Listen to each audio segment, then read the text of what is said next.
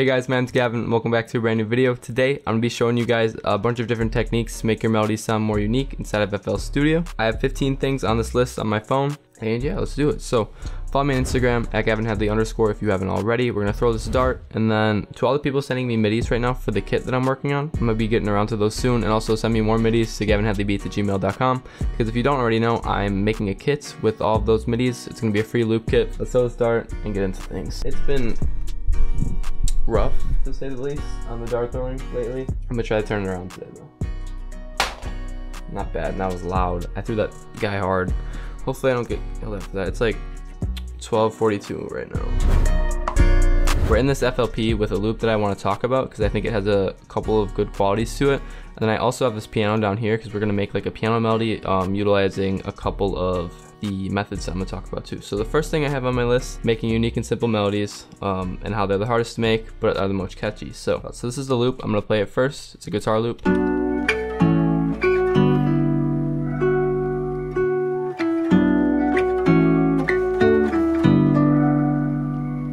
Alright, so there's a lot of stuff going on in the loop, but I wouldn't call any of the melodies complex or like over the top in any sort of way. Like each melody on their own is pretty simple. I'll show you, I'll mute this now and I'll just play this.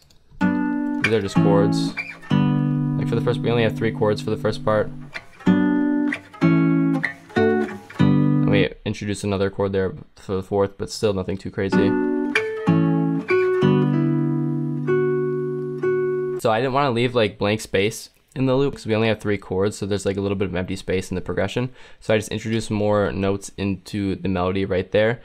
Sometimes a lot of producers, they'll go in there and they'll try to like fill up a bunch of space, but no, I just did what needed to be done, I guess, with the guitar. I really am not one of those guys that just likes to place down a bunch of notes. I really try to make sure I pick out the best notes to use.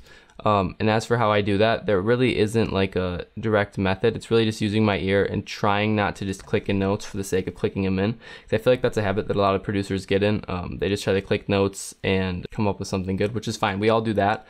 But I mean like those big like runs up the scale where you just have a bunch of notes playing at the same time. Like the busiest stuff in the loop, it's probably this vocal. But that's like super like washed out with reverb and stuff and tucked in the background. And that's another thing that I like to do with my loops. It's like the super like busy parts, or I'm not even gonna say busy because I feel like that's like negatively associated with like being bad. But something I like to do with those parts is just like to add a bunch of reverb to them and tuck them in the background because they give a cool little effect when you do that. And we just have a bass line just following the root notes. You guys have all heard that. And that's really all the loop is and all it really needs to be. I would encourage you guys to not really add stuff. Just focus on good sound selection and letting parts come naturally. Back to the whole like subject that I was talking about here. Making simple melodies that are catchy is like way harder than making a complex melody in my opinion, because you're working with less notes, so it's a lot harder to get stuff to sound almost impressive.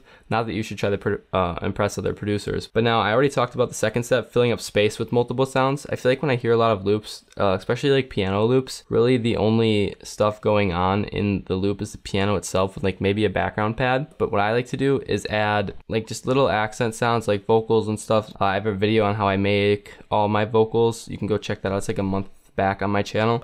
So I like to add like little elements like that, or just like little one shots with a bunch of reverb, again just trying to fill up space and like adding like a different bass sound. And also like a cool way to fill up space with multiple sounds, when you're using a piano, you can like split. You could have one piano sound like doing the chords, and then you can go in and open up like another piano sound and have that play like a top line, and then you can have another piano that just plays like the bass lines. I feel like when I do this, I actually did it in my last Rod Wave video. When I do this, it kind of creates like a cool effect with all the pianos working together. It makes like each piano sound super unique and cool. So that's another thing you can do. Moving on now, I have this just normal piano from Omnisphere. It is just like the default keyscape one, and we're gonna make a little melody right now. So I'm gonna start with the chords. That's normally what I like to do when I make melodies. So we're just gonna go on C, do something like in the minor scale. This is a C minor chord. This isn't gonna be like me explaining too much music theory, even though it's just a chord, but we're gonna put our scale to Aeolian or the natural minor scale. Now we can just make a little progression. So I'm gonna show you a couple ways that I do my progressions. So we have this C minor triad right here. So now, as you can see, normally you can just go down like this.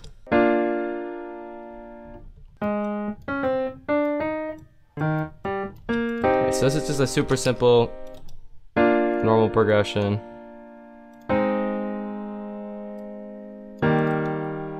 Alright, so now I'm going to show you guys a bunch of different ways to build off of this and make it sound a little bit more cool. Alright, so we're going to duplicate this over so it's 8 bars, and then we can start building off of it. So the first thing, since we're on chords, is something that you can do to get that dark sound.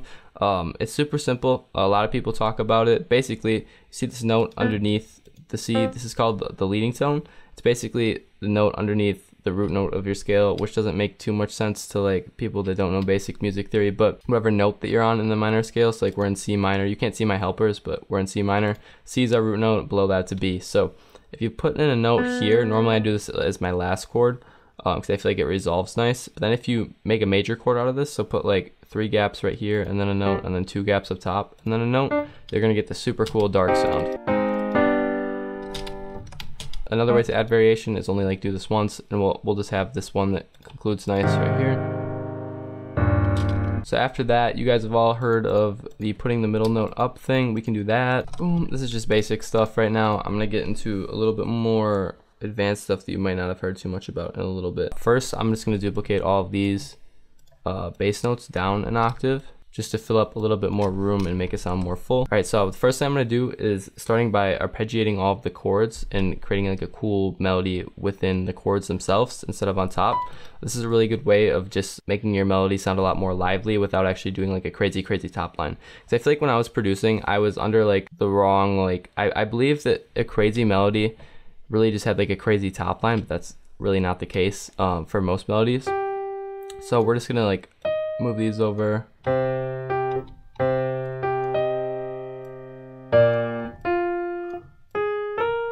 Now we're just gonna mess around and add a couple notes in here too.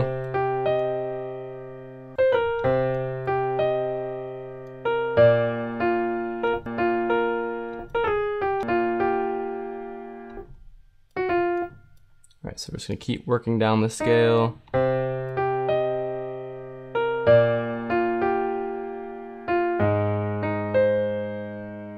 So I like how we're just moving down the scale here, so I'm gonna try continuing that, putting a note here.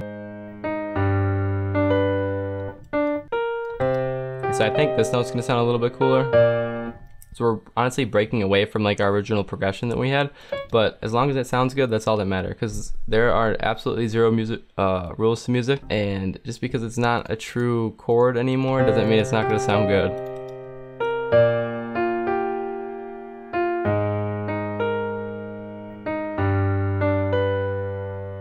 Right, so I showed you guys the leading tone. I do this in a lot of my melodies, but for this, since it's up and kind of separated from the chords, I might bring it down a little bit.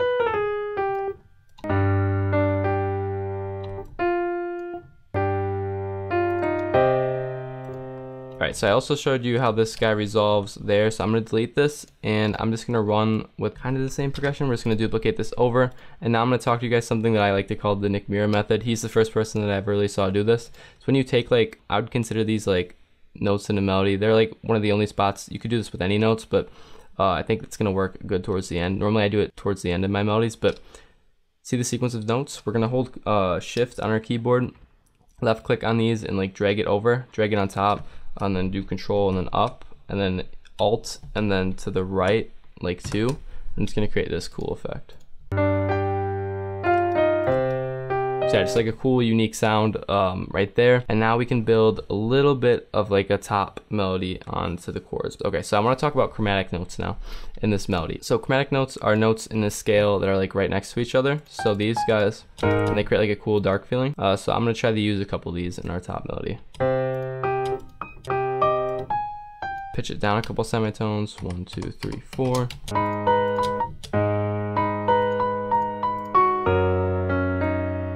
Alright, so now we're gonna do a grace note, and when I do my grace notes, it's like to hold alt down, and then I always just only do grace notes with the note that's like directly under the note that I want it to slide into in the scale. So for this one, it's C sharp. Like I don't really like to do it down here. You can do it, there's nothing wrong with it, but for me, I think it sounds a little bit cleaner like this. Alright, so it's super simple melody. We're gonna go in here and press Alt R and like randomize these a lot. Alright, so we're gonna give it a little bit more of a rhythm here. We're gonna move this over. I'm just gonna feel around, see what notes I like.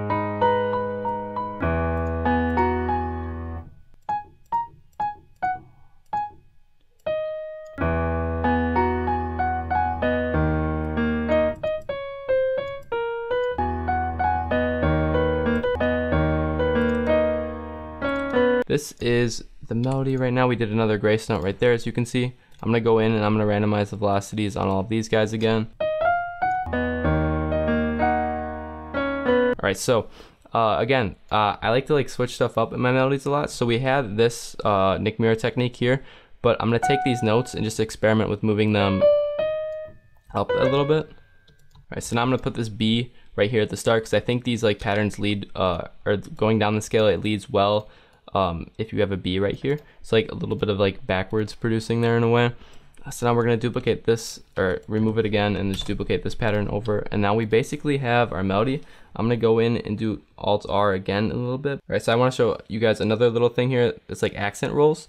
You'll see this in a lot of virtual beats and then piano melodies. So I know Robbery does it by Juice WRLD, and we're going to grab 2 different pianos to do that. So I really like Addictive Keys. I think that the piano sound just sounds super good.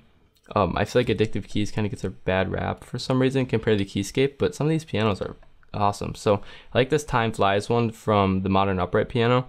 I really like to do the rolls with this. We're gonna go up like to a super high octave, and we're literally gonna do like a hi-hat roll. So we're gonna hold this and then Alt Q, or Alt U, sorry, and then move this so we have like 4 notes. Right, so 3 sounds kind of cool. And now we're gonna mess around with the velocities by holding right mouse click button, like dragging up, creates like a staircase. Now we're gonna do like a tiny melody with this.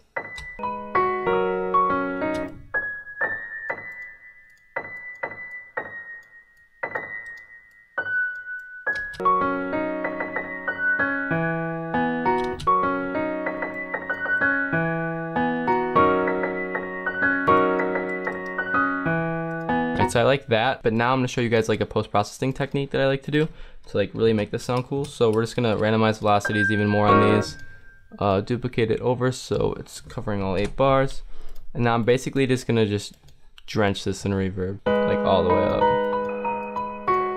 It's like a really cool like accent that you can do. All right, so now I'm gonna open up another instance of Addictive Keys and go in to the Modern Upright pianos again, find one with a cool bass. I know this old Meditation one's super dark, has a lot of like white noise on it, so I think this is gonna be cool.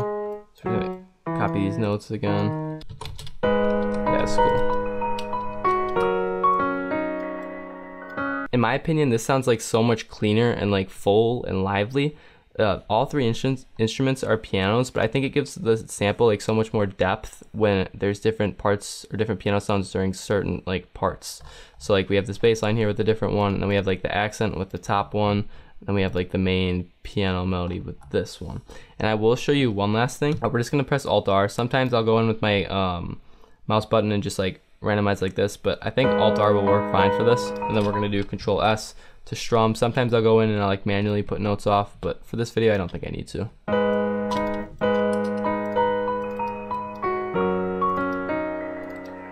So this video is not sponsored in any way, shape, or form, but there's this cool piano VST called Spitfire Labs. Look that up, and it's the soft piano. Super good piano sound. I'll show you guys quick. This is not sponsored again. Like I'll play a couple chords for you. It's like this is a super unique piano sound. Like honestly, I haven't really heard a piano that sounds like this. Sounds like super clean and soft. Has the name, but I've used this piano in a bunch of my videos, so you guys have heard what it sounds like. But it's like a super nice, like soft, high octave feel. So something I'd use for that like accent piano top melody thing.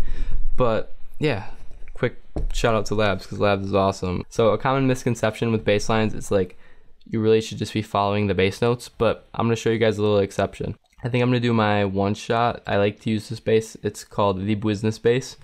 I spelled it wrong, but and now we're gonna go around and experiment with notes that aren't the bass notes, but they're still in the scale. So normally I'll just leave that first note how it is, put that as like the actual bass note, but now we're gonna pitch this up these are our bass notes.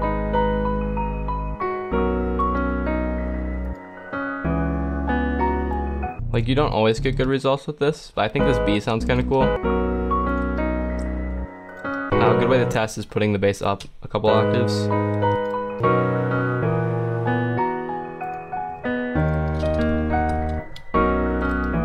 Alright, so I like this B. Again, this isn't going to work all the time. I've had a couple loops where I was able to pull it off, but I like this B. But I think we're going to like keep this E here. Maybe you can, this is also like the actual bass note. Yeah, so it's gonna keep it like that. So we switch this B. So that just gives like another little melodic element to the loop, something that people might not always think about. This is just me being me. You guys know I do my own vocals, but if you want to make your melody sound a little bit more unique, I would advise you to not use arcade vocal chops, just because everyone uses arcade vocal chops. No hate, I'm not throwing shade anyone's way, but hey, that's just my take. That's definitely a way to make your melody sound more unique if you're always using those. Yeah, maybe don't shy away from trying to record your own vocals. Hey, it turns out cool sometimes. But I can talk a little bit about post-processing. I have a couple minutes left on the camera. Basically, when I post-process, I used to go through like a bunch of effect chains, but I found that the best thing you can do, pick good quality sounds and really just put what needs to be put on stuff. So we're gonna put like all the piano melodies in here. It's gonna like fill up space with like a little reverb accent here. So it's gonna sound super busy, but trust the process here. So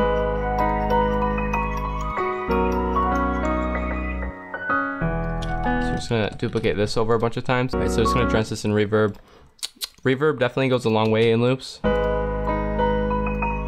I already made it sound 10 times better. Effects that I put on my pianos. I feel like this guy could use a slight reverb. Something like that. Oh, and one last thing to make your melodies, like a rule of thumb, try to make something that's singable. Like this melody, I feel like it's super singable. Like I'll throw on a little RC20. I don't like to slam stuff with RC20. A little noise, a little tiny bit of distortion, widening. And honestly, I feel like the rest of the sounds are good. Alright, so the one last thing, when I make my loops sometimes, I like to add one down here, which is going to give it like a bunch of ambience, make it sound super unique. So I duplicate like the loop, and I put it up an octave here after I make it unique, and just add a bunch of reverb to it, as you guys saw, like same thing that I did with like that accent, like bell here, and then like my vocals in all my videos, that kind of thing. But yeah, that is basically the video. I hope you guys were able to learn something and get a little something out of this video. A couple ways to make your melodies sound more unique and cool. Just really remember to keep stuff simple and unique, which is like, that's really the biggest secret that I can give. It sounds like, it's one of those things where like, it feels too good to be true and you feel like you gotta do a lot, but really don't. Just focus on sound selection, like creating ambience, and making sure all your sounds work well together and making like full sounding loops. But yeah, I think that's all I got for you guys today. Hopefully you enjoyed. Comment down what you would like to see next from me. Check out my loop kits, there's gonna be a couple in the description, and I'll see you guys in the next video. Peace out.